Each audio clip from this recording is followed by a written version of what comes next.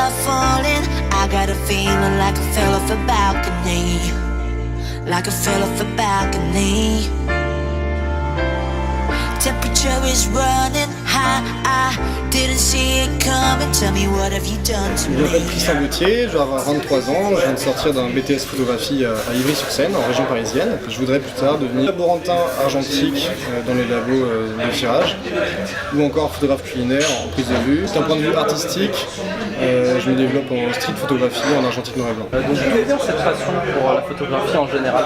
La photographie en général m'a toujours intrigué, et quand j'ai décidé d'arrêter mes études, quand j'étais au chômage entre guillemets, je me suis pris de passion pour la photographie, j'ai développé, et ensuite j'ai eu une expérience professionnelle sur un festival en tant que manager d'une équipe de photographes pour ce festival de musique. Cela a-t-il un lien avec vos parents? Vous ont-ils poussé à faire ce que vous faites, ou au contraire étaient-ils plus réticents à ce que vous fassiez de la photographie? J'ai découvert la photographie par mon père qui était légèrement amateur, qui s'amusait à faire des photos sur les temps de vacances, et donc du coup je me suis familiarisé avec du matériel amateur. Je me suis pris de passion, et mes parents m'ont toujours poussé à aller au bout de mes projets, malgré les virages de chemin professionnel que j'ai pu faire. Ils m'ont toujours soutenu, et donc ils m'ont forcément soutenu pour la photographie. Qu'est-ce qui vous plaît, vous motive dans votre travail?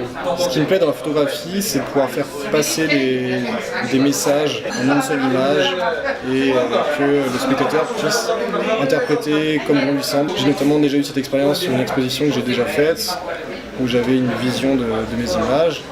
Et pourtant, lors de l'exposition, avant de présenter mon projet, chaque spectateur avait une vision différente de mon travail. Ce que j'aime aussi dans la photographie, c'est expérimenter, utiliser les appareils de façon assez ludique, utiliser du matériel un peu, pas obsolète, mais un peu archaïque. Je ne recherche pas notamment la meilleure qualité optique, mais plus un matériel intéressant à utiliser par ses caractéristiques. Ce qui me plaît aussi dans la photographie, c'est la liberté artistique, avoir les choix de composition, être libre de ces choix justement, tant par la technique que par l'esthétisme, puisque je suis issu d'une famille assez artistique. J'ai des membres de ma famille qui peignent, des membres de ma famille qui sculptent, des membres de ma famille qui font du théâtre. Et donc j'ai toujours été assez attiré par ce milieu sans spécialement me professionnaliser à la base. 'Cause I've seen it now, you've truly shown your dark side. I'm leaving now the demons out of your mind. You can say all you wanna say, but you got nobody else to blame. So don't you drag me over to the dark side. Quelles sont vos influences et références dans votre travail? Des photographes qui m'inspirent énormément, c'est en premier lieu Bruce Gilden, surtout sur ses travaux en argentique noir et blanc, plus que ses photographies en couleur. Ce que j'aime chez lui, c'est sa manière compulsive de photographier, et aussi en particulier les photographies qu'il réalise sans viser. Du coup, il laisse plus de liberté à son esthétisme, et c'est ça qui m'intéresse chez lui. Je suis aussi inspiré par Réan Photographie. C'est un photographe originaire de Bayeux. Et ce qui me plaît chez lui, c'est tout d'abord le chemin qu'il a suivi dans la photographie.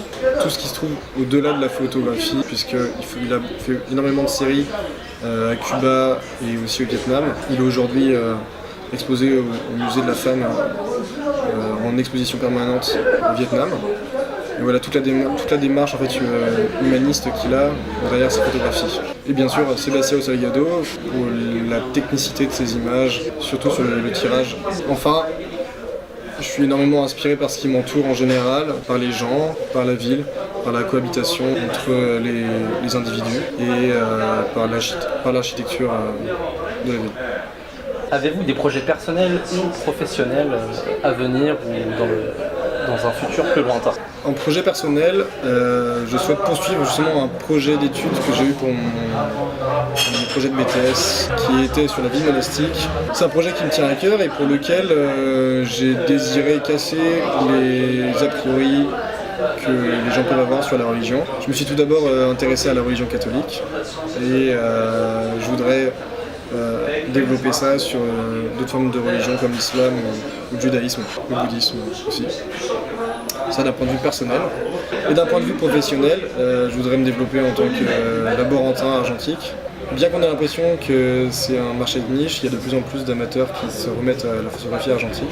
Et il y a besoin du coup de laborantins pour développer les films, pour tirer les images des personnes, que ce soit du particulier ou du professionnel. J'aimerais aussi refaire une exposition sur des travaux de street photo que j'ai pu faire cette année, qui je pense peuvent être exposés et intéresser le public.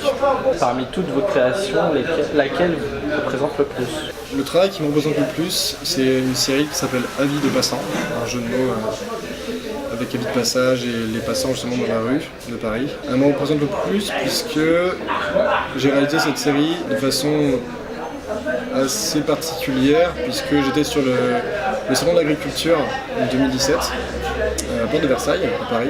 Et le deuxième jour, mon entrée a été refusée puisque j'avais un mauvais pass. Et puisque je n'avais pas envie de repartir bredouille, j'ai pris la décision de marcher dans Paris, de Porte de Versailles jusqu'à la Tour Eiffel.